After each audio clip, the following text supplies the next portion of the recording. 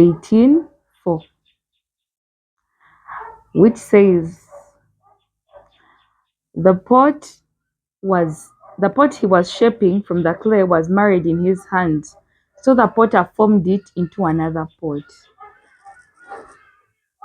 This Jeremiah 18:4.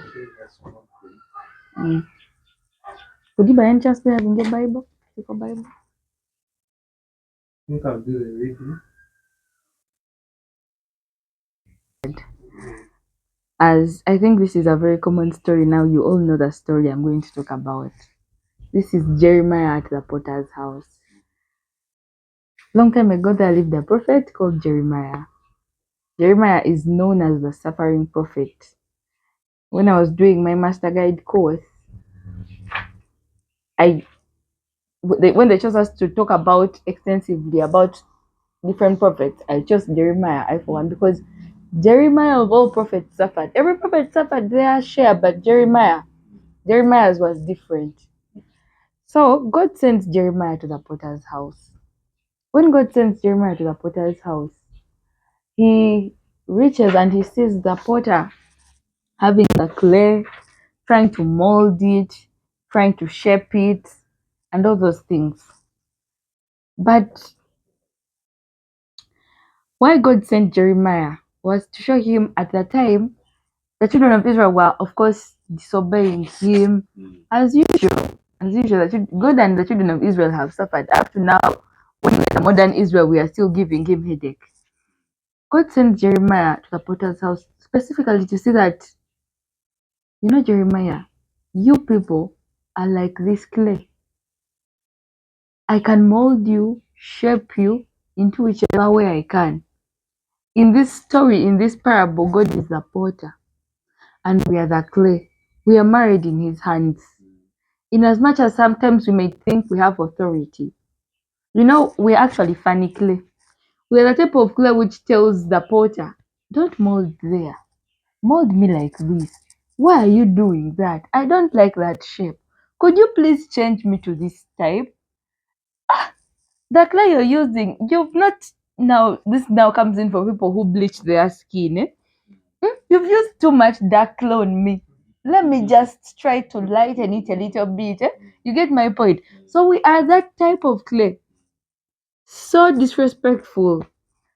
So notorious. But God doesn't give up on us. When Jeremiah went down to the potter's house, he saw something beautiful. The potter was shaping a vessel, but the clay was married in his hands. Instead of throwing the clay away, the potter patiently reshaped it into something useful. God then said, can I not do this? Can I not do with you what the potter does? You know, every piece of clay to the potter is so important in this story at the bottom line. Every piece of clay. When Jeremiah sees the potter, because he doesn't approach the potter, by the way, he's seeing him through a window. He doesn't enter and say, oh, hi, potter, I have come to see what you do with the clay. He sees the potter. I always imagine that the potter was saying, oh my God, this vessel, I'm doing it, but I think it needs a bend up here. He doesn't throw the clay. Every clay which he has, he tries to gather it up to make up something beautiful. You get my point? And in as much as, anyway, that clay did not disobey, and that clay withheld and was turned into something beautiful. But how does it relate to us in modern society, modern Israel? Many of us feel like the damaged clay most times. That is why people will go and seek out for something to lighten their skins. I am too dark.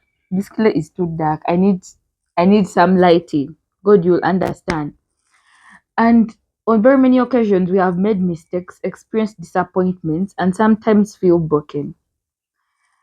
If there are disappointments too, there are very many disappointments. The clay is always disappointed one way or another. But God does not discard broken people. He is the potter and we are the clay. What seems like a setback in our lives may actually be may be God reshaping us for a purpose. When the potter is making, like, let's say a vessel. Not He doesn't hold all the clay at once. He keeps on adding. He keeps on adding. At the end of the day, you get something beautiful.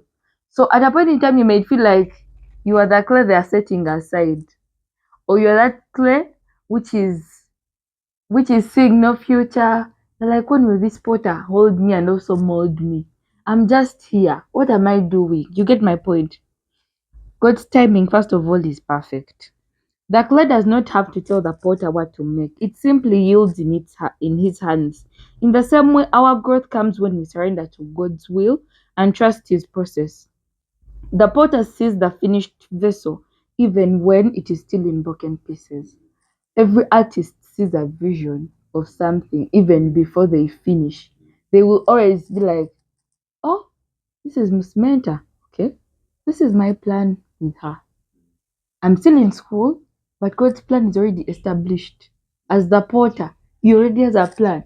He knows you will do this, you will do this, you you will have a setback at this point in time. He's I'm a complete vessel because he has a vision of me in his head as the potter. But me, of course, I don't know that plan because I'm mere clay. Today, if you feel crushed, delayed, confused, remember that you are still in the potter's hands. As long as the potter is working, your story is not over.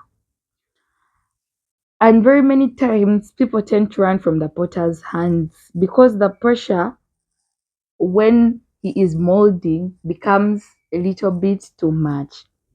That pressure is not meant to destroy you, it is meant to shape you into the person God created you to be. And that is my closing remark. Maybe just to supplement, is that every day in life we ought to remember that we are in the hands of God. The potter is so merciful and graceful. Last year, a lot of events happened where I saw young people lose their life in a blink of an eye. And I was like, but I'm not that much special of clay that I have not yet gone back to where I came from dust. I'm like, this potter is so graceful. He is always going to fix you. He sees a vision you don't see. Still in the same book, Jeremiah 29:11, God goes ahead to tell us that He alone knows the plans He has for us, plans to bring us prosperity and not distractions, plans to give us the future we hope for. Even though He promises that, He puts a condition to that promise, that the only way that promise can happen is when we seek Him and seek Him wholeheartedly. That is in 12 and 13. Are you seeking the potter wholeheartedly? Are you seeking Him at surface level? Or you're the type who says, good thing people have seen me. It's obvious God has also seen me. Are you taking Him for granted? Are you the stubborn clay which wants to tell God, shape me like this, shape me like that, don't touch me like this, that hurts, that tail is too long, that hair quality, no, I want better. Are you that type of clay? Or you're the clay which is going to trust the potter and trust the process because he created you and he created you with a purpose, and until that purpose is done, he won't let you go.